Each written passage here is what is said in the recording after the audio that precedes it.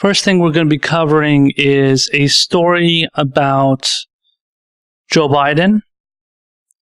Apparently, he isn't campaigning too much, which is interesting. The Team Biden, the Biden campaign, is trying to keep him from, keep as much limited exposure, or trying to limit his exposure as much as possible, and trying to keep him out of the spotlight. It seems like a very similar strategy to what Hillary Clinton was doing back in 2016.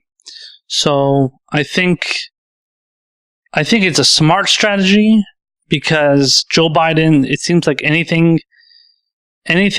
he's put himself into the limelight, or kind of put himself out there and try to expose himself more, he actually ironically ends up exposing himself. So it turns out it is a good strategy, but at the same time it's a very sneaky strategy. So I'm going to read an article here from the Washington Post, and it's just going to give you a quick breakdown of everything that's kind of going on regarding the different steps that the campaign is taking and everything. So let's take a look here. The title of the article is Joe Biden's Campaign of Limited Exposure. How long can he keep it up?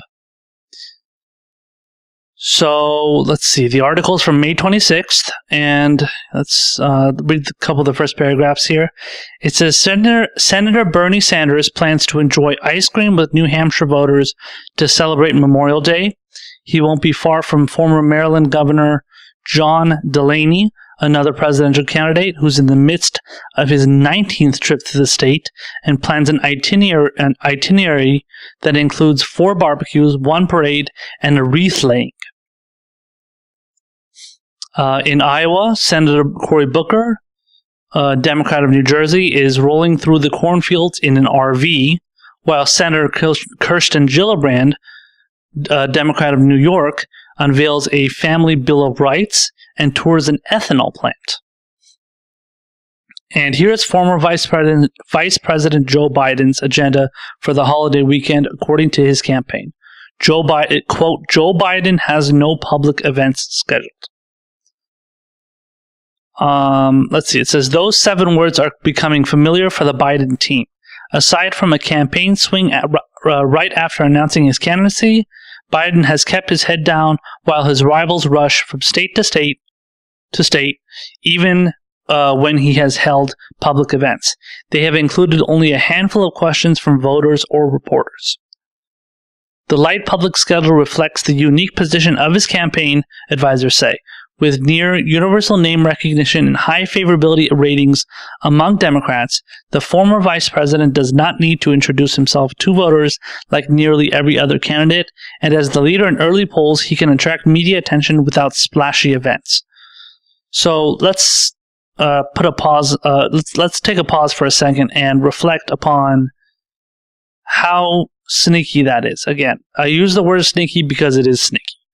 Because what Joe Biden wants to do is he wants to make sure that if he exposes himself too much, he might end up slipping up and doing something weird or doing something awkward and getting a lot of press attention that will bring his poll numbers down. As they mentioned in the article here, he has, quote, near universal name recognition and high favorability ratings among Democrats. Now, I think ultimately Democrats are not going to like necessarily get to the point of like, oh, I can't stand Joe Biden. I don't want to, have anything to do with Joe Biden. I don't think that's not the strategy a lot of Democrats are taking. I read an article for you guys. I think it was either the last episode or the episode after. Yeah, I think it was the 4th episode we did, where, black Democrats were like, oh yeah, Joe Biden and Kamala Harris is going to be a great team. That's totally what we're looking forward to. And, the Congressional Black Caucus and everything, talking about how they, would love them as a team because they love Joe Biden, and then they want him to run with a woman of color.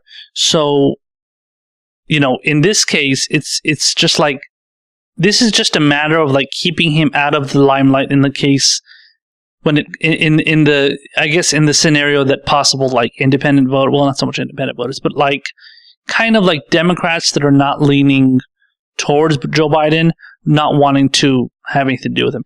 And there are going to be, there might be a great deal of independents that, they don't really like the Democratic Party, but they don't want to vote for Trump. And they do want to have some, they do want to get involved in the two-party system, unfortunately. And I say that to some extent because I obviously am a supporter of Bernie Sanders, and he is running as a Democrat. So I get registering as a Democrat. But I'm just in the context of being like a loyalist to the Democratic Party. That's always something I have an issue with, because I think people can do much better than that.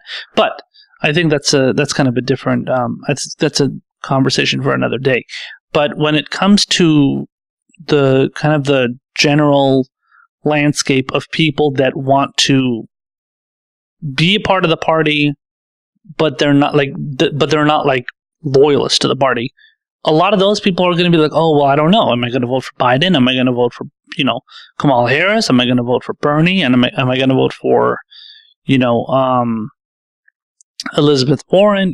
People are going to be jumping around. They're really not going to know where they want to be.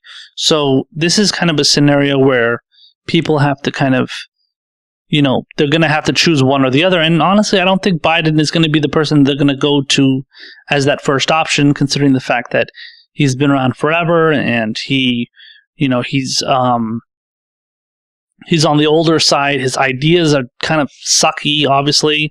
Not even kind of sucky. They're very sucky. But a lot of people will be like, yeah, well, it's not that bad because he was Obama's VP and all. So people I'm just trying to look at it in the kind of the scenario of how kind of like from the perspective of how your kind of typical Democratic voter will look at it. Again, the independent type Democrats won't look at it like that. Independent type Democrats are going to be like, I would look at like a Bernie Sanders or a Elizabeth Warren, possibly even Tulsi Gabbard or Mike Gravel or somebody, or even Andrew Yang. So there's going to be a lot of different scenarios for, independent type thinking people out there. So let's continue on with the article. It says here, but there are risks. Voters in the early primary states, especially Iowa, with its caucus system that rewards on-the-ground organizing, want to see the candidates personally and often. And there is the danger that Biden's schedule could reinforce a word President Trump is already using to describe his candidacy: sleepy. Biden's campaign says that's not going to happen. Quote, I have zero worry that any voter will leave a Joe Biden event with doubts about his energy, said Kate Bedingfield, his deputy campaign manager. They're going to see it everywhere he goes. Well, apparently he's not really going anywhere because he's not campaigning very much. So, okay. I mean, like the limited amount of times that they're going to be seeing him, I guess they could be excited. But I mean, at the same time, what's going to make you excited to see Joe Biden when you barely ever see him? But okay. It says Biden spends 30 minutes to an hour getting voters greeting voters on a rope line after his public events, Bedingfield said.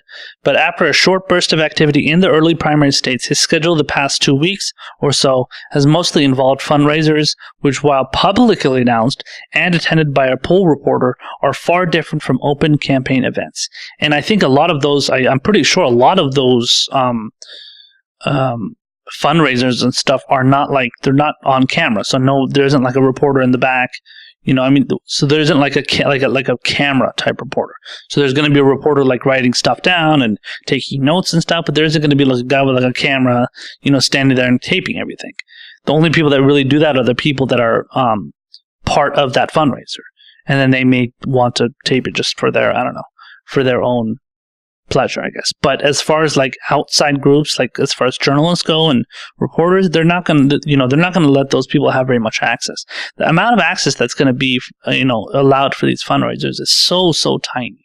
It's limited because they know that if they allow in too much, then obviously too much is going to get exposed. And it goes right back to the talking point that Joe Biden doesn't want to be exposed too much, So, it says here, Attended bipolar. Yeah. So it says here, it's not clear how long Biden can continue to limit his public exposure in this way. The first Democratic debate is June 26th and 27th, and Biden will share the stage with 9 rivals and a moderator, each eager to press him on his positions and record. Other debates follow, while influential groups ranging from labor unions to ethnic organizations are hosting multi-candidate events and may not take kindly to being skipped. Yeah, that's actually a good point, because you can't, like, when it gets to the point where you're like picking and choosing your events, and then you even end up picking and choosing like union events, and then, you know, specific, like they said, ethnic organizations. So let's say if like there's like an NAACP event or something, you know, like you want to attract black voters, right? So you're not going to go, you know, you're not going to be like, oh no, sorry, I can't make it there, because then you're going to turn off the black voting base, essentially. Let's say if there's like there's a Latino or Latina event. So depending, you know, if it's like more of a woman, kind of a female themed type, Hispanic event, that would be a problem. The Latino event, same. You know, like it's you want to attract those specific type of voters. But obviously, it seems like Joe Biden is all about fundraising right now, so he doesn't really care about appealing to certain kinds of voters unless they're giving him money. So unless you're getting the money out of them, then he doesn't give a shit. At the end of the day, he just cares about filling up his coffers, essentially. It says, for now, however, the strategy appears to be working. Biden's carefully crafted 3-part campaign launch went off without an obvious hitch, and the polls so far give him a comfortable lead in the fractured field of 23 Democratic contenders. Now you have to remember, this is super early in this campaign, and it's barely the campaigning has started, but they said, we haven't even had a debate yet. So what does that say? You know, it says a lot when you haven't even had a debate yet. You haven't had any kind of sit down type of events. I think there was one that was done at a black female event or something, a black female kind of themed event. There, I don't know. I think Joyanne Reed from MSNBC was there, and then they were heckling Bernie Sanders and then cheering Kamala Harris and Elizabeth Warren. But those, so that kind of event was the candidates actually sitting down individually and having conversations. Now, when it comes to the candidates sitting individually, obviously, then it becomes a debate. So that those kind of things, again, have not happened. But again, they do sit and have conversations with different, like I said, different reporters or the heads of different groups and stuff. So, and then hosts of cable news shows, obviously. So, yeah, that kind of stuff happens, but not the sit down with other candidates for sure. It says some Democratic strategists say Biden may be limiting his participation in freewheeling campaign sessions, partly to play down the fact that he is older than the figure they may remember. Quote, voters are going into events with him expecting Uncle Joe, but they come out having seen Grandpa Joe, said Rebecca Katz, a Democratic strategist who favors liberal candidates but is not working for a presidential campaign. I believe Rebecca Katz was a supporter of Bernie in 2016. I could be wrong. I remember seeing her on Twitter before. It says, since entering the race 4 weeks ago, Biden has held 11 public events, according to his campaign. Former Congressman Beto O'Rourke of Texas had nearly 4 times that number in the same period, according to the schedules. And Gillibrand, who is lagging in the polls, planned 11 stops in Iowa just over the holiday weekend. Elizabeth Warren has shown her face to the public at 27 events in the 4 weeks since Biden entered the race. Booker has had at least 27 events scheduled in the same time span, and Sanders has had at least 17 announced engagements. And with the exception of O'Rourke, and unlike Biden, all of those candidates have full-time jobs in the Senate that keep them tethered to Washington most weeks. That's actually a really good point, because you got to consider the fact that they can't just leave. They can't just leave their they're obviously their job that they got to do on a hopefully daily basis. Obviously have to work at least 8, 10, 12 hours a week, 8 to 12 hours a day, I'm guessing. Although they do get a lot of, just in general, Congress gets a lot of breaks. They get a lot of vacations.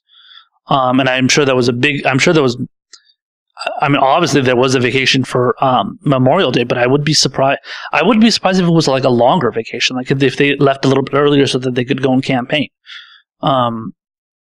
Yeah, so I mean that's a big deal. You know, Bernie's in the Senate, Booker, Warren, Kamala, Gillibrand, all of them, they're all in the Senate. O'Rourke is not in the Congress anymore. Obviously, he lost his Senate race to Ted Cruz, so he's not there either, obviously. So he's already out. O'Rourke and Biden are pretty much, they have tons of time. Same with Buttigieg, too. Let's see. Advisors say Biden's public schedule reflects a thought-out strategic choice. The candidate's time is better spent on vital but less public activities, they say, such as fundraising, one-on-one calls, policy development, and the building of a campaign infrastructure. I mean, a lot of that is just code word for the fact that he just doesn't want to be out in the public. So, I mean, once you see the fundraising, then it's like, honestly, I think fundraising is probably a majority of what he's doing. One-on-one calls, who would he be having one-on-one calls with? It's not like he's talking to some like regular Joe on the phone, like, hey, Joe, obviously his name is Joe, but I mean like regular type person out there, John, Joe, Bob, whatever, talking to him on the phone and be like, yeah, what do you think about, what would you like for me to push for? What kind of policies do you advocate for? So Joe Biden doesn't give a fuck what Bob, from fucking Ohio thinks. So, I don't understand what the one-on-one calls mean. Maybe I'm just not familiar with what that refers to. Policy development just means putting together policies, which you should have already done, and I guarantee Joe Biden is pretty thin on the policy, I would say. I mean, he's pretty much either like honestly he's either copying whatever Obama did in 2008 and 2012. And he's just using it for now, I guess. And I've also noticed, many people have noted on Twitter that a lot of times his campaign like ideas, they're copying Bernie Sanders. I think one of the things he was copying Bernie Sanders on was, what was that? I think it was like something about pre-K or something, some universal pre-K or something like that. I gotta look it up again. Maybe I can check it during the show, or not. You guys can go check that out for me and let me know. But and then the last part says the building of campaign infrastructure. Again, that's just code word for just putting together the campaign. But you should have already done that. So that doesn't. A lot of these excuses doesn't seem to honestly make a lot of sense. The last part here says, the next paragraph here says, it's definitely an advantage that he can pace himself and do events that matter rather than just doing events that traditionally are used to prove yourself, said Larry Raskey, who worked on Biden's earlier presidential campaigns but has no formal role this time around. He's in a different place than the other candidates. But see, that's just, if you're using that mentality, then you're just assuming that, okay, well, I've already won, or not won, but I'm already ahead, so I don't need to do any work. And he probably thinks he has already won. Like, he wants to be anointed just like Hillary was in 2016. But in Biden's mind, he's like, oh yeah, I'm already ahead of the polls. I'm already doing great. I'm not putting myself out there too much. My campaign tells me not to do that. So yeah, I'm in great shape. I don't have to go there, talk to anybody, do any of the hard work. I don't have to do any of the heavy lifting. All the heavy lifting is being done in his mind, all the other candidates. Who, at least the ones that are campaigning a lot. So, and to be fair, when it comes to the other candidates, I mean, aside from Bernie Sanders, all the other candidates are they're not very well known. I mean, maybe outside of I would say probably Elizabeth Warren. Maybe, I don't know who else is there. I mean, outside of Biden, Bernie, Elizabeth Warren, who else is well known in this campaign? You know what I'm saying? There's nobody almost. Like, those are the three main names those are the three names that you hear the most from, at least in the media and kind of on a general standpoint. You hear from Biden, Bernie, Elizabeth Warren. And those, I think, to a certain extent, not all of them, obviously. Like, I think Warren is less of a household name than Bernie and Biden is. Biden is definitely much more of a household name than Bernie, but Bernie is in between Biden and Warren because he ran in 2016, and obviously he's had a lot of exposure. Obviously he had the exposure in 2016. He has had tons of exposure since. A lot has been focused on his, like we talked about last week, I think it was, or a week before that, about his, the Yemen resolution, the War Powers Act, and, pushing for different policies. Obviously, he's pushing his Medicare for All really hard. So there's a lot of situations where Biden is out there and he's being noted. I'm sorry, Bernie is out there and being noticed, but it's a little bit of a different thing than Warren. I think Warren is just more known for the fact that she is, I think, because, she was involved in, like, the Consumer Financial Protection, what was it? The Consumer Financial Protection Bureau. Sorry. So that was an important thing that was done under Obama. So, she might have gotten that. This was before she was in the Senate. So she got quite a bit of attention for that. Obviously, Obama really liked that and he pushed it and everything. So,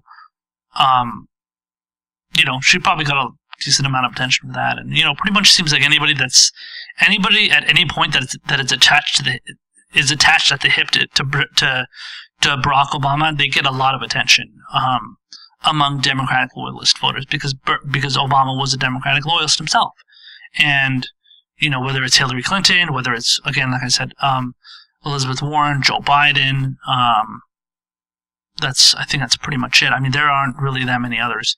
So yeah, when it comes to those kind of people, for sure, they're going to be noticed by the main players out there. So, or at least the main voters. I mean, the main voters out there, and they're going to be considered as main players. So yeah, the rest of the article just kind of goes on and just talks about the groups that, are kind of campaigning, like the move. They're talking about, like, MoveOn.org. They're not, how he's not coming to, like, a MoveOn.org event, and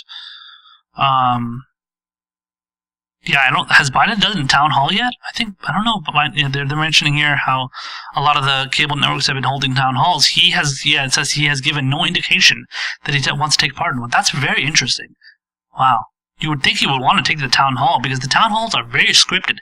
I mean, but then again, town halls lately these days, especially the ones on CNN, have been getting caught for like putting plants where, like, specific, like, Democratic operatives are basically, like, asking questions. They got caught for that for doing with Bernie, for sure.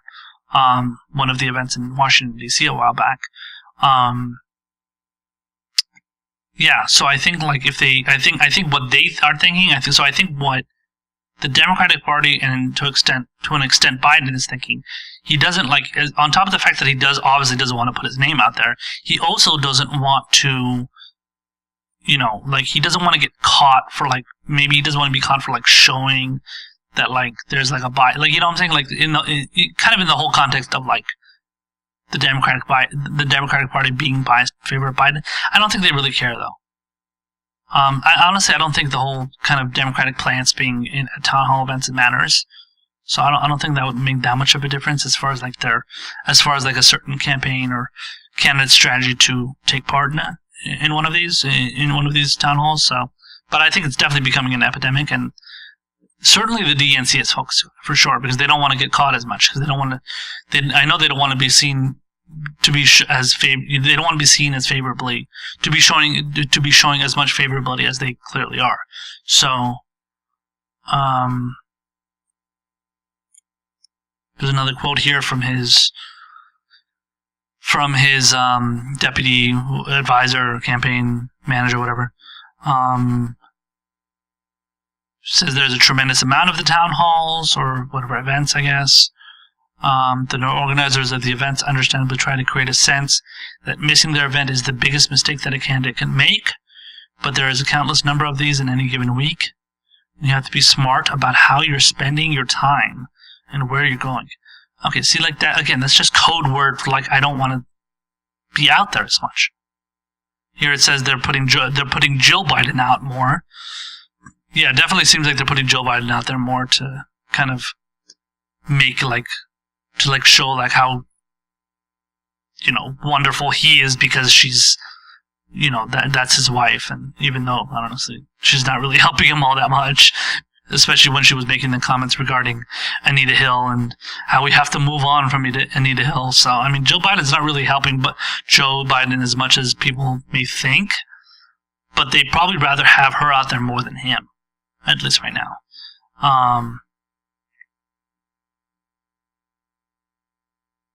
Robbie Mook, the fucking fraud that ran Hillary's campaign in 2016, he says, the upside for frontrunners, they are always going to be covered. The curse of always being covered is not always what you want it to be about. Yeah, I guess, but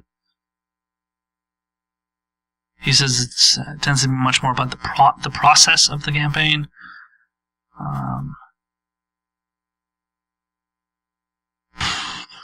We have not seen Biden yet. He has a lot of history here, though, said Sarah Mahler, chair of the Washoe County Democrats in Nevada. A lot of us have our pictures with him or some story with him. Okay. So yeah, so that's pretty much the article. I mean, it seems like a lot of people that are obviously like part of the Democratic Party, they're okay with Joe Biden not exposing himself very much. Like, they're okay with the lack of exposure, which is a problem. I think that's serious. Like, that's seriously, like, as usual, there's problems with the Democratic Party. There's a problem with these mainstream parties, whether it's Republican or Democrat. But, like, that whole, like, you know, front-runner status thing, like, that shouldn't be a reason to keep yourself out. So when you think, like, so that's what I'm saying, like, it's this arrogance. It's like, oh, you know, I'm the front runner. Like, you know, I don't need to show myself to you. Who are you? You know, fuck off. I'm gonna do whatever I want. Honestly, that ends up, you know, working to your disadvantage. So listen, if Joe Biden wants to do that, that's gonna be on him. If he wants to fuck that up, you know, again, if he wants to fuck up a second or third or fourth run that he's making, that's all on you, dude. You're gonna fuck it up for yourself, and you're gonna end up paying the price. And that'll just be one less candidate that, you know, Bernie Sanders and Tulsi Gabbard and those legitimate candidates out there are going to have to deal with. So I'm cool with it. It's just, I mean, listen, I'm trying to help you out, dog. So if you don't want to listen to me, listen to my good advice, then that's fine with me. I could care less. I didn't want Biden in this campaign to begin with, obviously. So, and neither